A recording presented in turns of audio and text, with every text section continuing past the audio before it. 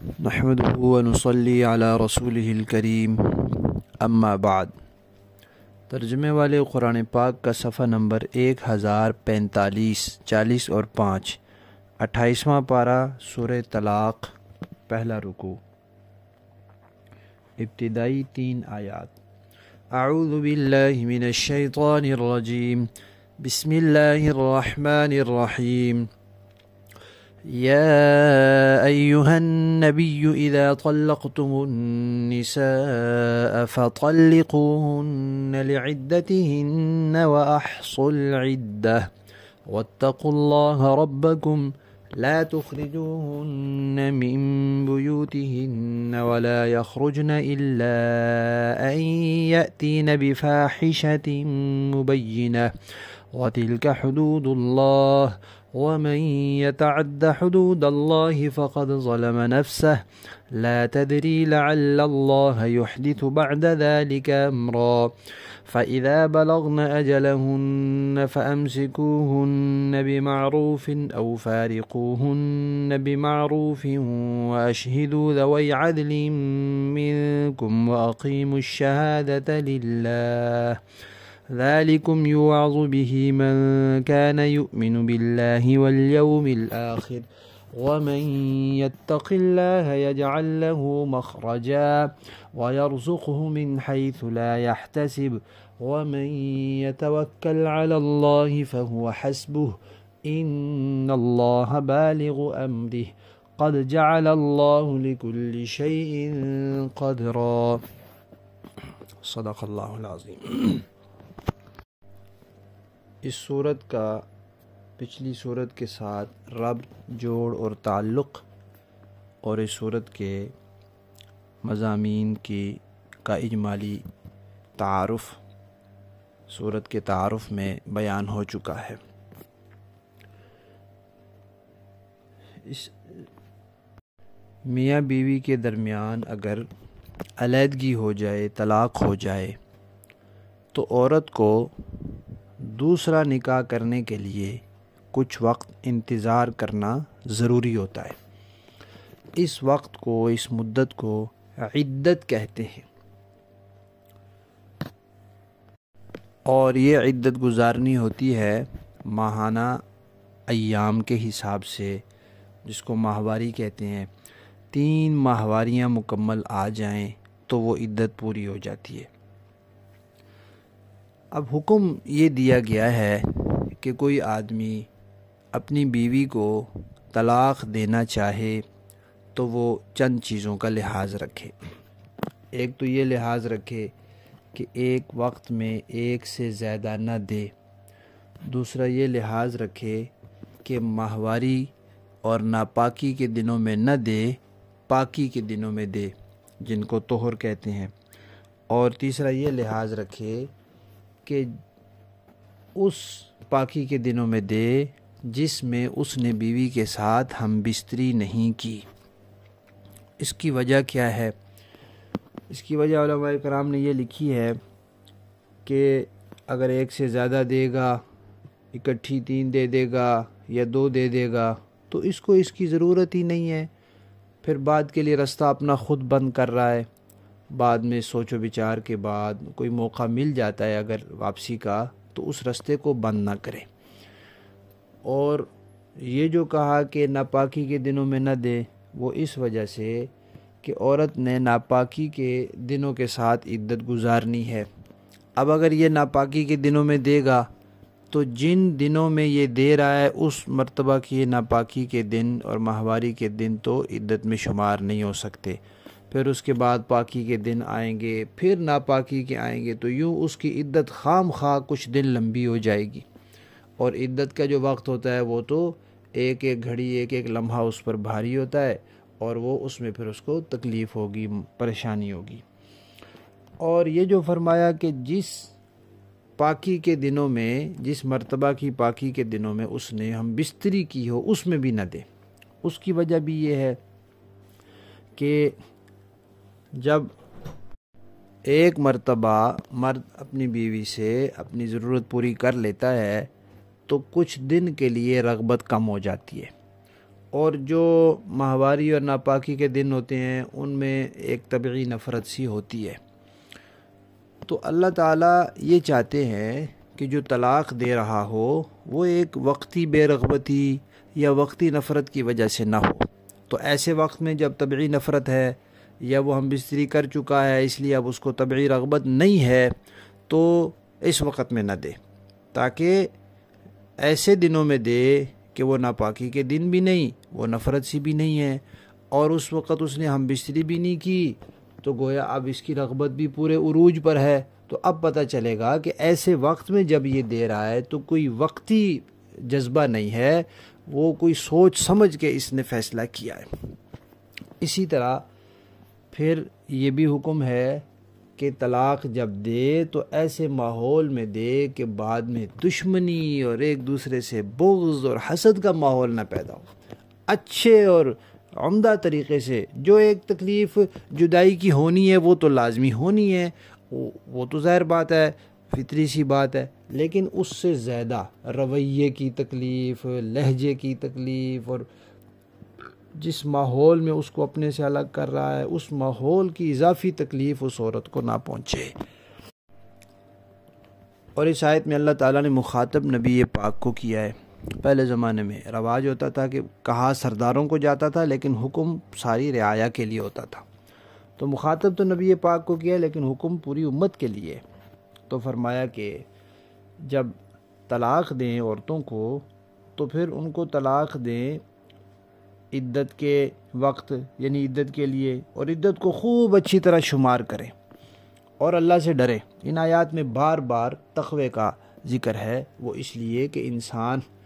قانون جتنے بھی بن جائیں کوئی نہ کوئی راستہ چور انسان نکال ہی لیتا ہے، لیکن جب اللہ کا ڈر ہوگا دل میں اور یہ سوچے گا کہ بھئی یہ کام میں اللہ کے ڈر سے کر رہا ہوں اور آخرت میں مجھے اس کا حساب دینا ہے، تو پھر وہ اپنے آپ کو ایک حد میں رکھنے میں کامیاب ہو جاتا ہے۔ پھر عورتوں پر بھی پابندی لاگو کی، بھئی جب وہ عدت میں ہے تو اس نے گھر میں رہنا ہے، عورتوں کا گھروں سے ویسے ہی نکلنا پسندیدہ نہیں ہے،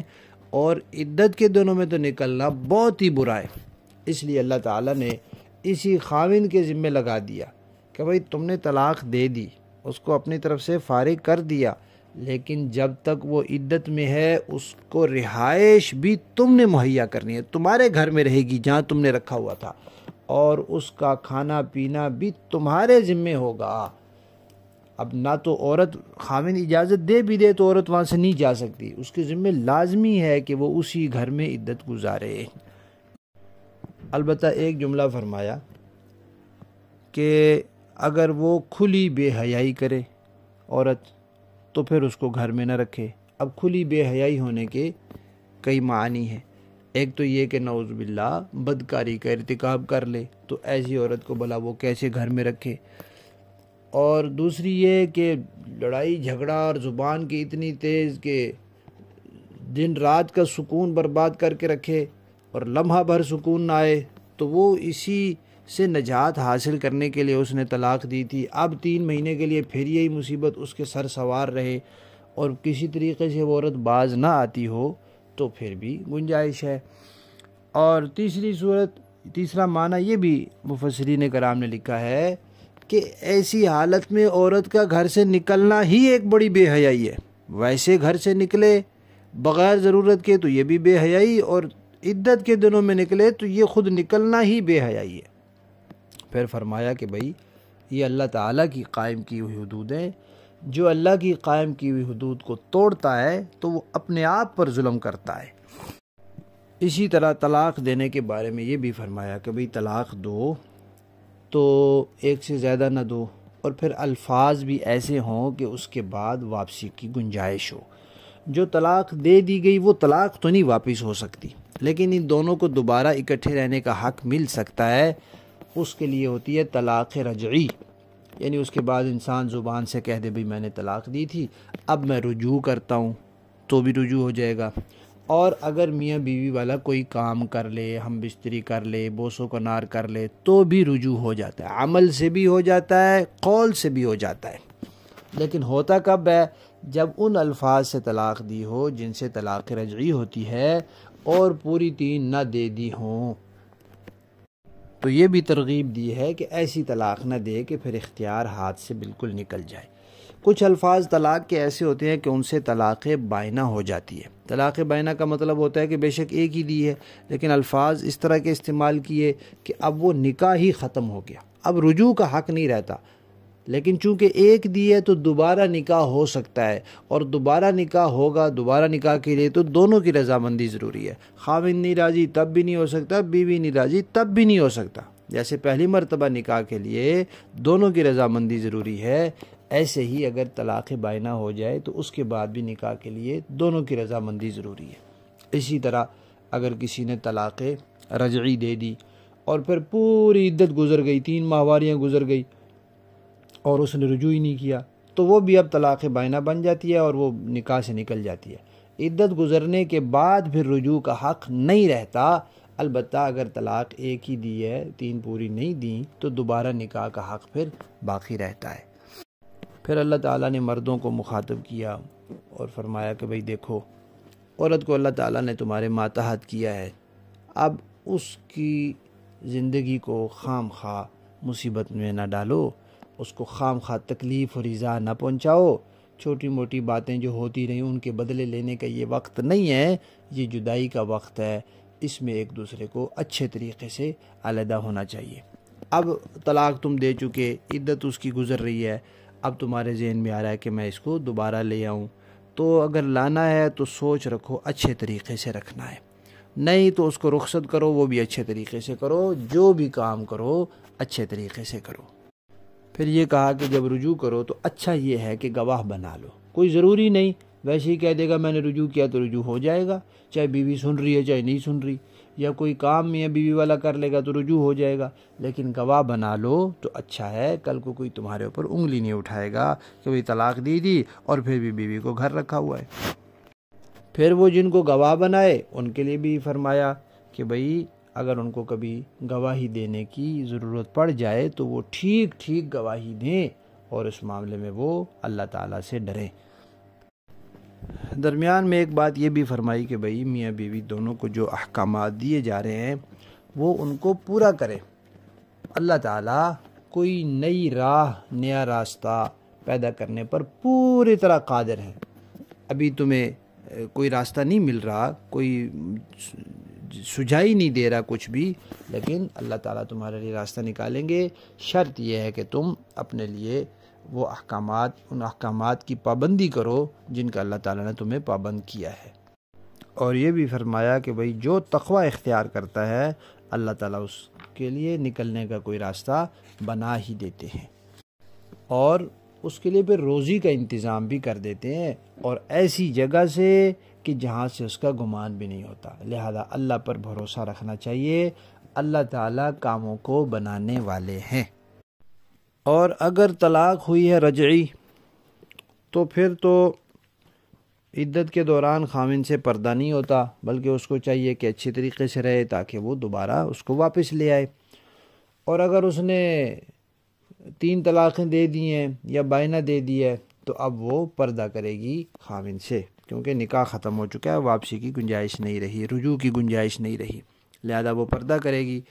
اگر مشکلات ہوں تو اتنے دن خاوند اپنا انتظام کچھ اور کرے گا، بیوی وہیں رہے گی، یہ حکم ہے اللہ تعالیٰ کا۔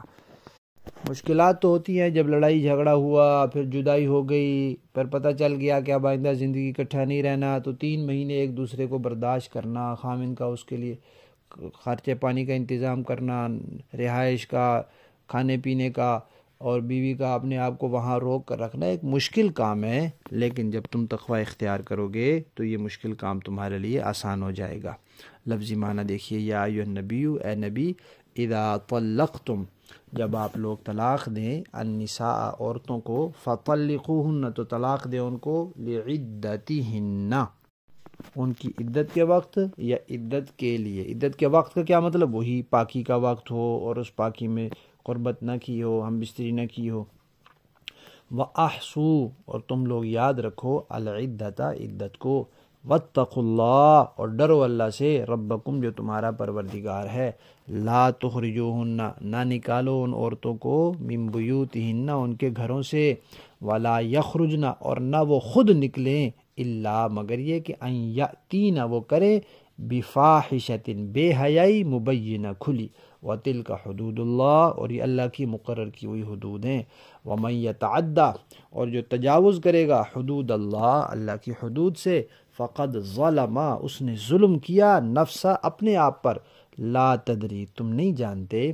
لعل اللہ ممکن ہے کہ اللہ تعالیٰ یحدث پیدا کر دے بعد ذالک اس کے بعد امرن کوئی اور بات، کوئی نئی راہ پیدا کر دے۔ فَإِذَا بَلَغْنَا پھر جب وہ عورتیں پہنچ جائیں آجَلَہُنَّ اپنی مدت کو، یعنی جو عدت کی مدت ہے اس کو، فَأَمْسِكُوهُنَّ پھر ان کو تم روک لو بمعروف اچھے طریقے سے، او یا فارقوہن جدا کر دو ان کو بمعروف اچھے طریقے سے، وَأَشْهِدُوا اور گواہ بنا لو تم ذوی عدل دو انصاف والوں کو، منکم جو تم ہی میں سے ہو مسلمان ہو، وَأَقِیمُوا اور قائم کرو گواہو الشہادت گواہی للہ اللہ کے لیے، ذالکم یہی ہے یوعظ جس کی نصیحت کی جاتی ہے بھی اس کے ساتھ، من کانا اسے یؤمن باللہ جو ایمان رکھتا ہے اللہ پر، والیوم الاخر اور آخرت کے دن پر،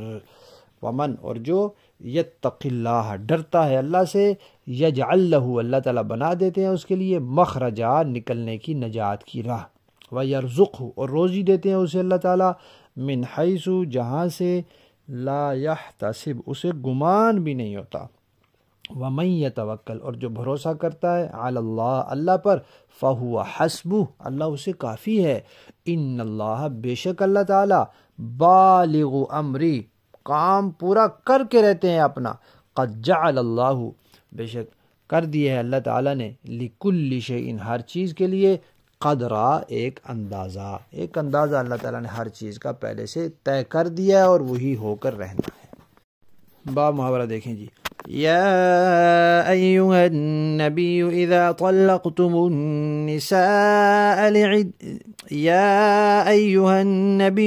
طلقتم النساء فطلقوهن لعدتهن وأحصوا العدة،